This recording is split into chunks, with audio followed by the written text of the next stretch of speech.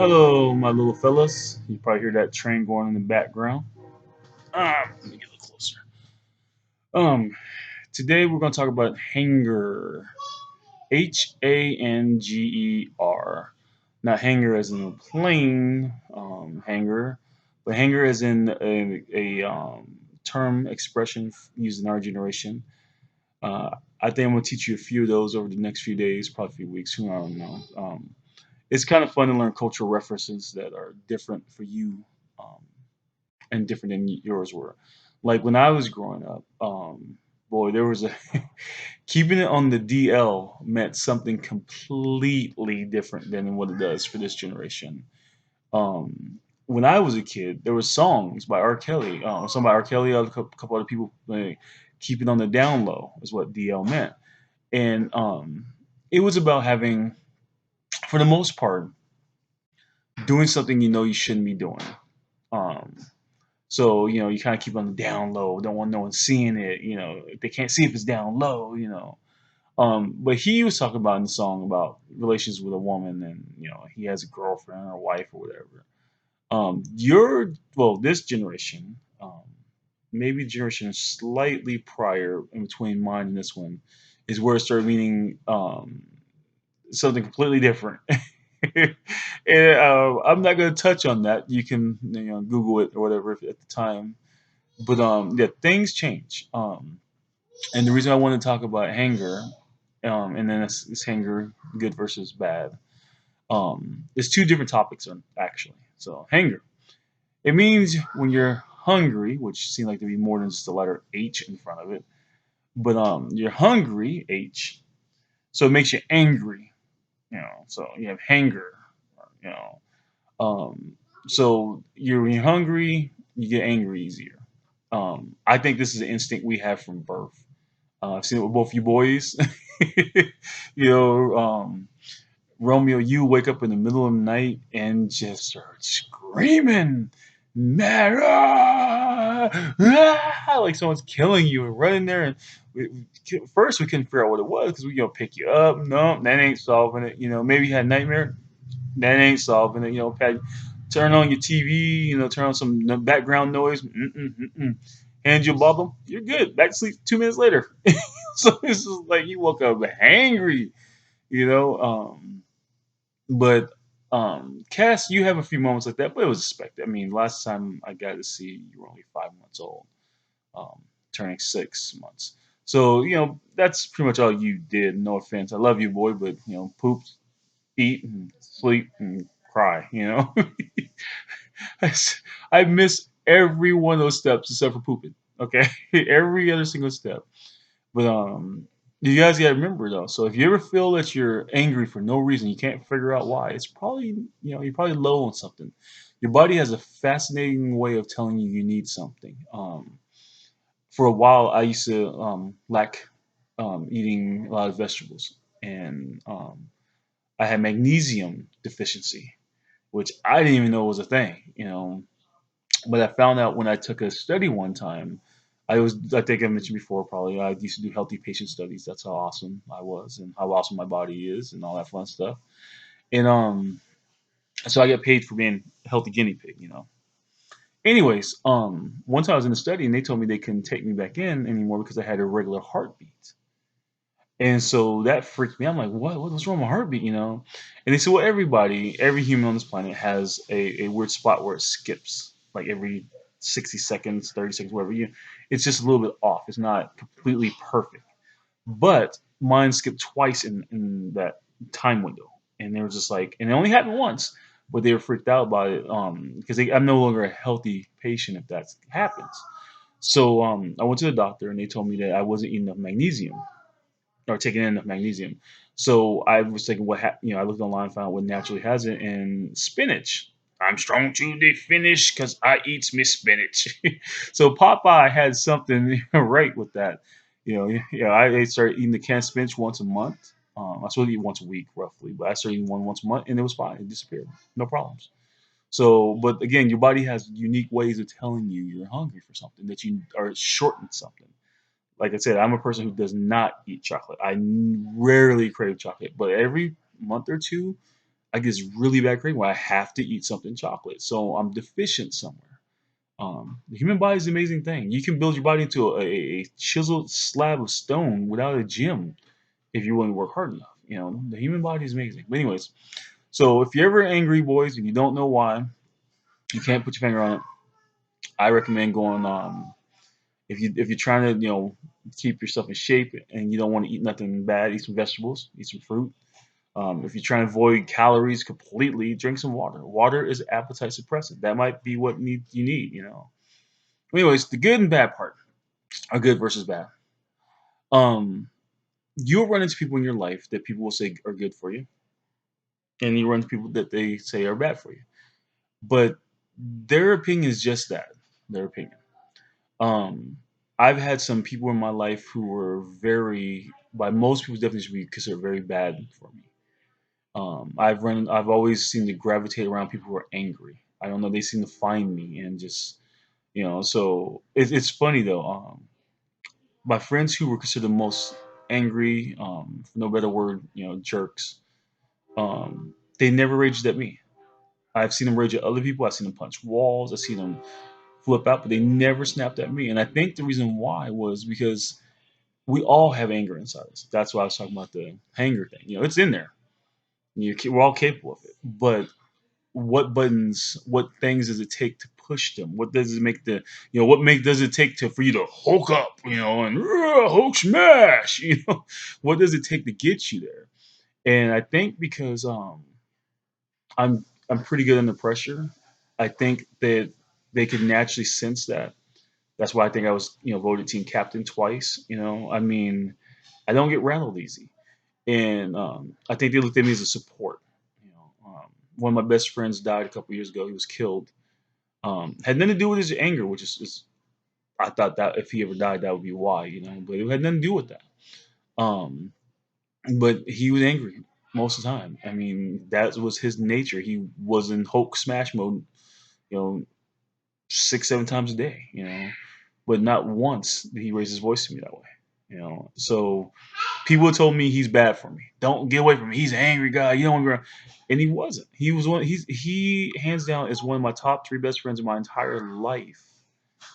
And so you need to be the judge of people. Listen to people's advice. Don't just ignore people. But ultimately, it's your decision.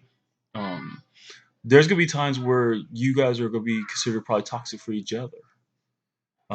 It happens all the time. People in their families, we don't talk to them for months, don't talk to them for years. Other people will say stuff bad about them, and like right now, me and my the one person that I consider my closest brother, because my dad had a lot of kids.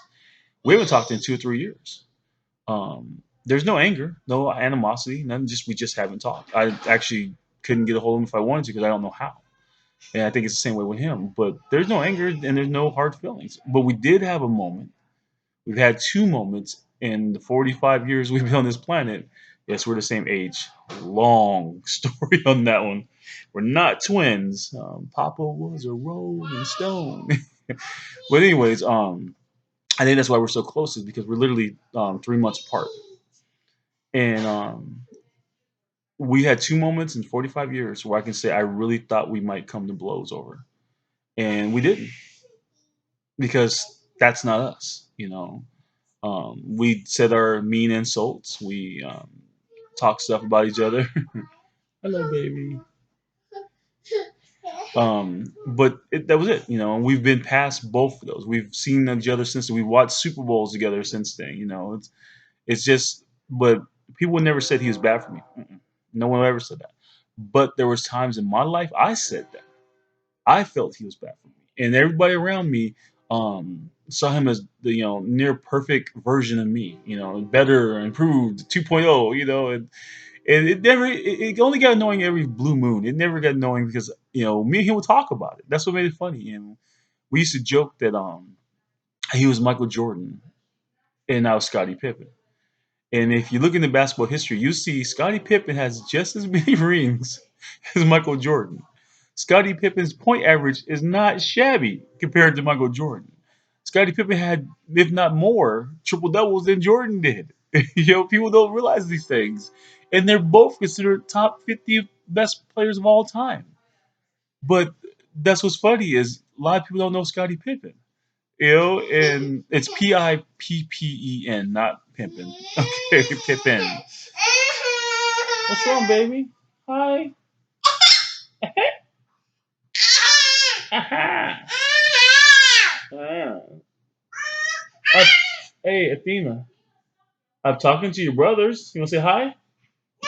No? Okay. So yeah, just make sure the people in your life you want them there. You keep them there. I'm not saying hang around bad influences. And again, bad influences is someone's definition. But you can honestly know that people who tell you they're bad influences are trying to look out for your best interests. That's what it boils down to. Um, like I say, I wish I could get a hold of my brother. I wish I could get a hold of the two other people I consider my best friends are still alive. I wish my other friend was not dead. All those people had huge influences in my life, and um, anybody on the outside would have different varying of degree of what they thought about these people. Were they good or bad influences? It went from bad to great, and I didn't agree with none of their assessments. That's what's funny. When people thought that, I usually had a different opinion of my friends at the time. So again, good versus evil, good versus bad, bad versus decent, all those things. It's relevant to what a person's mindset is. I remember one time. It's funny. I forgot about the story until now. My mom, your grandma. I used to take her to the casino once every 2 or 3 months, if that, because she needs to get out of the house. And she stays in the house way too much. I mean, literally, those trips to the casino was probably the only time she'd be out of the house that month. You know, and it was a safe way to go. We'd go down there. She'd maybe take $20, $30. Nothing major, and we go play for an hour or two and come home. Well, I had a roommate at the time. Her name was Melissa, and her mom, when she found out me and my mom went to casino, and this was a grown woman. Melissa was probably 28, 29 at the time. Her mom freaked out and considered us bad influences on her daughter because we were addicted gamblers. Because she heard we went to casino before, and we had a routine that we go once a month. We were considered addicted gamblers. And I remember the first time her mom said it to me. The first time I met her, her mom said it the first time I met her, actually, which is even more crazy. She came up to me and said, "So you guys are addicted to going to casino?" And I'm like, "Excuse me?" And she goes, "Well, you say you take your mom all the time." I said, "I take my mom like once a month." Yeah, but that's like 12 times a year. Okay. And she's like, that seems like a lot. I mean, just going there and you're spending money and you're risking all this money. I'm like, we take $20. I've spent more than that on lunch easily this week. And she's like, well, I'm just saying, I mean, I mean, I don't go to the casino myself, but I just don't want my daughter around bad influences. I'm like, your daughter's almost 30 years old. I think she can make a pro mom. But that mom was not having it. She was convinced that me and my mom were bad people because we went to casino once a month together as father, or I mean, as mother and son, just to hang out. I mean, most men in their 30s don't even take their mom anywhere except for Mother's Day. They don't go to her house and hang out. I'm thinking in my mind, I'm a good son. I help my mom get out of the house, get social, meet people, play games, have fun, maybe win some extra money. But this woman thought we were just horrible people. And so, like I say, just listen to people, but make your own decisions. Be your own people boys. Okay, be your own men. Make your own decisions. Again, don't try to hurt people when you make those decisions, but sometimes people will get hurt. Um, People's feelings are very fragile. You'll understand that. Um, my feelings actually, I feel that I'm a little too cold sometimes because I'm logical, and logical usually to a lot of people is cold. I mean, if I had an option, there's six people in the boat I can save, or one person in the boat. I'm gonna save the six. I don't care if the one person is holding a valuable watch, or the one person is president of a company and the other six people are immigrants. I'm going to save the majority. That's logical. It makes more sense to save the six people than the president of Estonia. You know what I mean, yeah, the whole country might collapse because the president of Estonia dies, but one versus six is it's a no brainer to me. But some people would say, well, that one person, that president of Estonia, there's millions of people depending on him and his survival. Okay, but he's one person. Those six people who we don't know what their future might hold. One of those kids might grow to become president of Estonia. One of their grandkids might become president of Estonia and make the economy better there. Yeah, but you don't know that. You don't know that. You know this guy's the president right now. We don't know that him dying might destabilize the country. We don't know. It's all just guesswork. So, like I say, but a lot of people think I'm cold because I chose the six over the more valuable, important person. And some people think I'm cold if I pick the valuable person. I mean, like right now with the way our country is, I bet you if I had a chance to save Donald Trump from dying versus saving, I don't know, a poodle, in a bowl of a bathtub that isn't even drowning, some people be mad that I saved the president. So, like, say if you go back 20 years ago, saving the president, you get you awards and medals and all kinds of things. And now with the way our political climate is, saving the president probably make me an enemy of the country. So it's a crazy world. So again, like I say, times change, people change, but be yourself and use your better judgment. By the time you're able to understand these videos and watch them, hopefully you're young little boys and you're understanding some of it enough to get the message is, two messages. One, you're angry and you don't know why, eat something. And number two, don't let people tell you who's good and bad. Use your own opinion. Some people's opinions are valued more. Parents, you value their opinion more than maybe the neighbor down the street with four cats. You know, but your friends' opinions matter too. Don't value your friends more than your parents, and sometimes don't value your parents more than your friends because you're gonna be more open with your friends than you are your parents. Period. And so, you might tell your parents, "I like this girl, but I don't know what to do," and you're not giving them all the information. You're not telling them that if you like this girl and you start talking to her, that half the school's gonna hate you. You're not telling him that her ex boyfriend knows seven forms of her martial arts. He breaks bricks for his lunch. Then he splits them in half and eats them. You're not telling your parents that part. So again, look at the situation and do what's best for you. Okay, boys. I love you guys.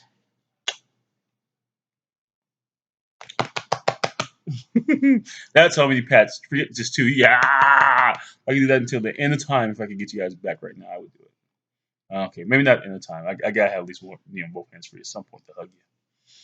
All right, bye, boys.